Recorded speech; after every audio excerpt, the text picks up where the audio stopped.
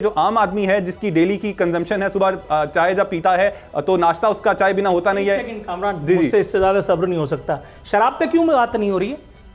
बिल्कुल ऐसा ही है। शराब पे क्यों बात नहीं हो रही? मौत आती है बात करते हुए। एक मिनट, अब टोकिएगा नहीं।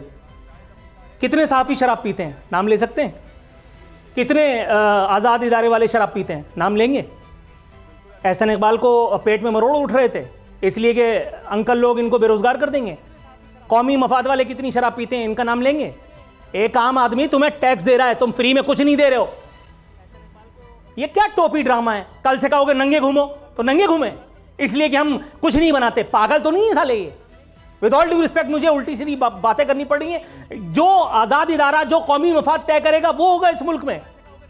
कल से वो कहेंगे मैं 1 पाउंड का जूता पहन करके आऊं तो मैं इन लोगों का मुलाजिम हूं। ये मेरे हाथ की चाय छीनेंगे। ओ भाई, मेरे गले में हाथ डाल करके ये टैक्स लेते हैं। फोकट में मुझे कुछ नहीं मिलता। यहां पे प्रेस क्लबों में जाकर के देखो कितनी शराबें पी जा रही हैं। कौन माई का लाल बांधा करके बोलता है? अवाम की चाय। यार कोई खुदा का खौफ करो, खुदा का खौफ करो यार। मतलब intellectual, with all due respect, मैं जुमला नहीं बोलना चाह रहा था लेकिन बोलना पड़ रहा है। एहसन इकबाल को क्या हो गया? इंटेलेक्चुअल प्रोस्टिट्यूशन की भी कोई हद होती है। अवाम के हाथ से चाय की प्याली लेकर के तुम इस मुल्क को चीन, जापान, सऊदीया कुछ नहीं बनाओगे। बहुत वैलिड पॉइंट है नूर भाई आपका। सब्सक्राइब करें और बेल दबाएं ताकि कोई खबर रह न जाए।